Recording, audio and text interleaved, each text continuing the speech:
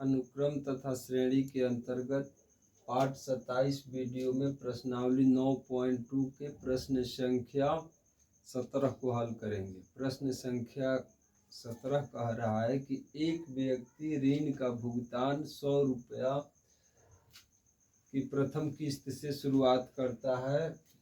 यदि प्रत्येक किस्त 5 रुपये प्रति माह बढ़ता है तो 30वीं किस्त की राशि क्या होगी। प्रश्न कह रहा है कि यदि कोई व्यक्ति ऋण लिया है और ऋण का भुगतान कर रहा है, 100 रुपया फर्स्ट किस्त में 100 रुपया जमा किया, दूसरे किस्त में 105 रुपया जमा किया, तीसरे किस्त में 110 रुपया जमा किया, यानी प्रत्येक किस्त में 5 रुपया बढ़ा करके जमा करता है। 30 किस्त तक जमा किया। प्रश्न कह रहा है कि 30वां किस्त जो होगा कितना राशि होगा, कितना रुपया होगा, यही प्रश्न पूछ रहा है। मान लीजिए कि पहला किस्त दिया है 100 रुपया, दूसरा किस्त कितना होगा, पहले किस्त से 5 रुपया बढ़ के होगा, तीसरा किस्त होगा दूसरा किस्त से 5 रुपया बढ़ के 110 रुपया हो जाएगा,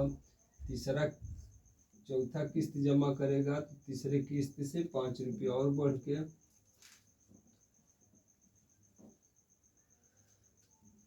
अगला किस्त होगा 5 रुपया और बढ़ जाएगा, इसके अगला होगा 120 था तो 25 हो जाएगा, इसका अगला किस्त होगा 130 रुपया।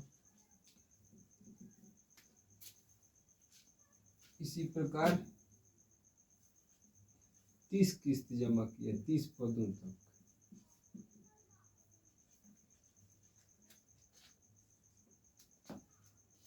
यदि आपसे पूछा जाए कि पहला किस्त कितना, यदि आपसे पूछा जाए पहला किस्त कितना दिख रहा है तो 100 रुपया, दूसरा किस्त कितना है 105 रुपया, तीसरा किस्त कितना है तो 110 रुपया, चौथा किस्त है 115 रुपया। इसी प्रकार 30वां किस्त कितना रुपया होगा, ये प्रश्न पूछ रहा है।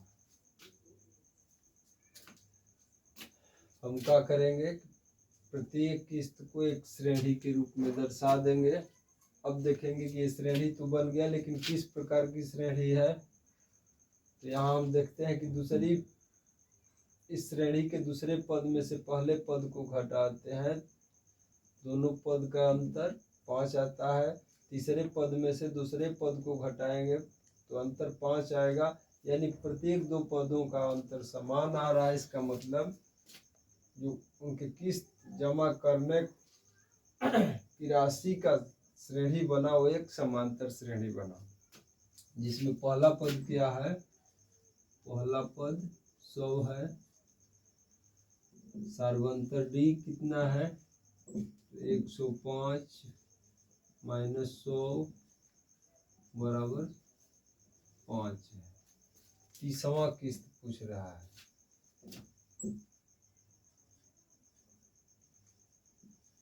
तीसरी किस्त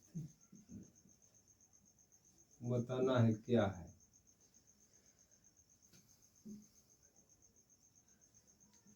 चूंकि हम लोग फॉर्मूला जानते हैं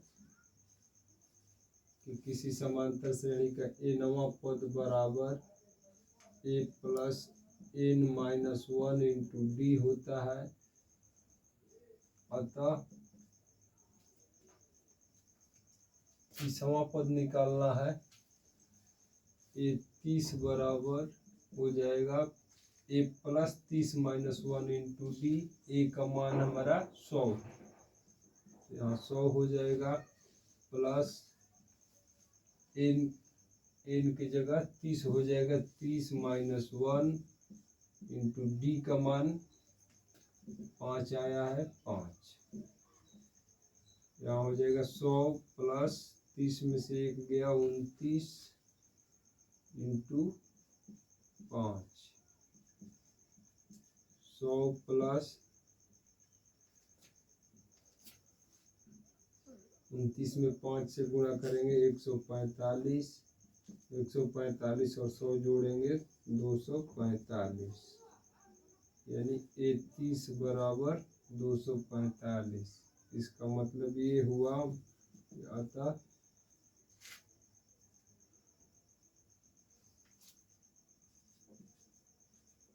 30वीं किस्त की राशि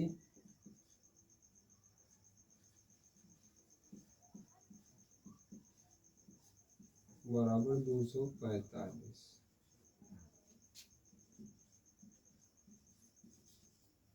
क्या किए हम लोग, कह रहा है कि एक व्यक्ति ऋण का भुगतान 100 रुपये की प्रथम किस्त से करता है। यदि प्रत्येक किस्त 5 रुपये प्रति माह बढ़ता है तो 30वीं किस्त में राशि क्या होगी। प्रथम किस्त को सबसे पहले लिखे, इसके बाद दूसरी किस्त को लिखे, इसके बाद तीसरा किस्त लिखे, इसके बाद चौथा किस्त लिखे।